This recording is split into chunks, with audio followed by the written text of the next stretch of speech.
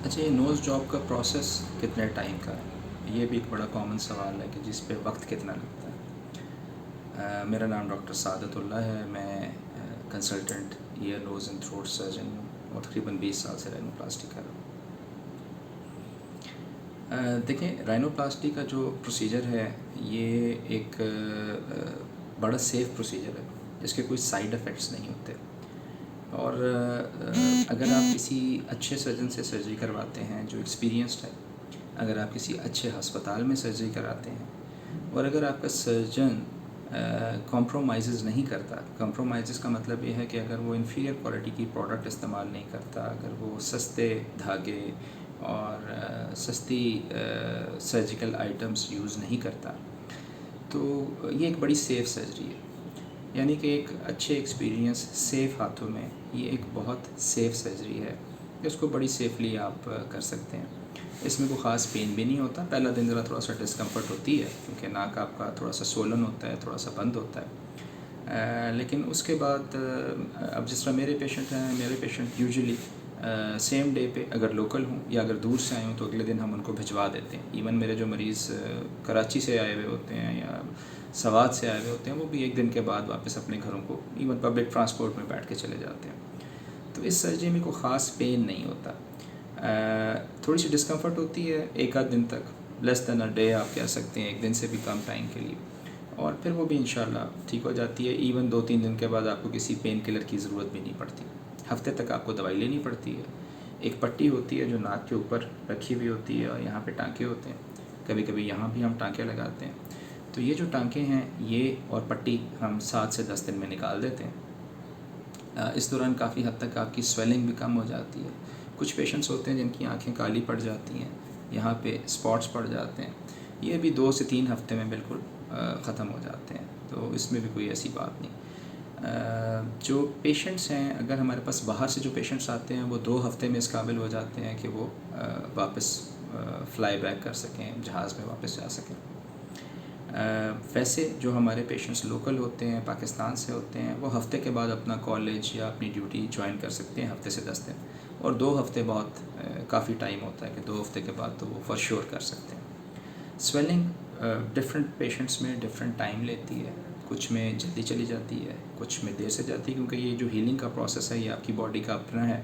اور ہر مریض میں یہ پروسیس جو ہے وہ ڈفرینٹ ہوتا ہے، آپ میں بہتر ہو سکتا ہے، میرے میں تھوڑا سا ڈیلے ہو سکتا ہے، بٹ جنرلی 3 سے 4 ہفتے تک 70-80% سویلنگ چلی جاتی ہے اور آپ کی ناک کی شیپ آبویس ہونی شروع ہو جاتی ہے۔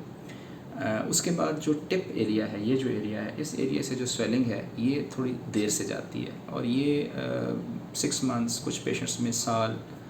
اور کچھ پیشنٹس میں جن کی تھک سکن ہوتی ہے، جن کی ریویژن سرجری ہوئی ہوتی ہے، یعنی پہلے سے سرجری خراب ہو چکی ہوتی ہے اور اس کو ہم دوبارہ کرنے کی کوشش کرتے ہیں، تو اس میں کیونکہ سارا چینلز جو ویسکولر چینلز ہیں وہ ڈسٹرب ہوئے ہوتے ہیں، تو اس میں سویلنگ ذرا زیادہ رہتی ہے۔ اسی طرح سے جن کی تھک سکن ہوتی ہے ان میں سویلنگ تھوڑی سی دیر سے جاتی ہے،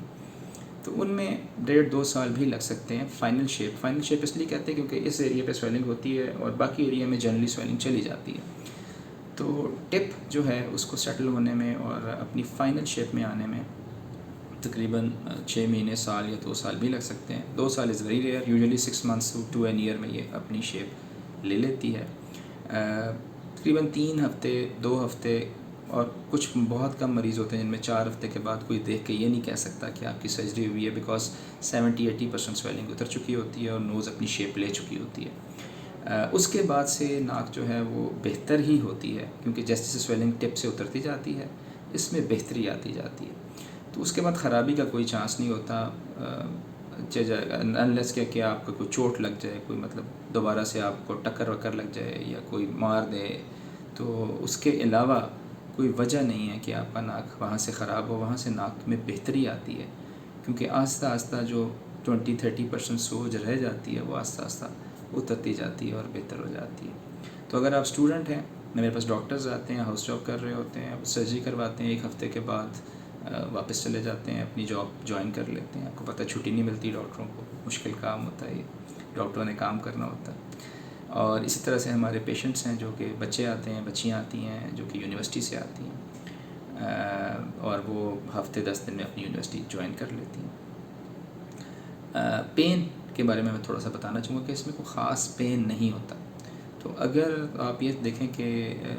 40-45 kg کی بچی اگر آ کے یہ سرجری کروا کر اور سیم ڈے پہ واپس بھی چلی جاتی ہے گھر میں، اور شام تک چل پھر بھی رہی ہوتی ہے، کھا پی بھی رہی ہوتی ہے، باتیں بھی کر رہی ہوتی ہے، اور اگلے دن سے اپنے روٹین کے گھر کے اندر کے کام کر رہی ہوتی ہے، تو یہ خود اپنے آپ کو بتاتا ہے کہ یہ کتنی جو ہے ایک سیف سرجری ہے۔ تو امید ہے کہ اس سے آپ کے کچھ سوالات جو آپ کے ذہن میں تھے ان کے جوابات آپ کو مل گئے ہوں گے۔ اپنا خیال رکھیے گا، انشاءاللہ میں آپ کو مزید اپنی دوسری ویڈیوز میں گائیڈ کرتا رہوں۔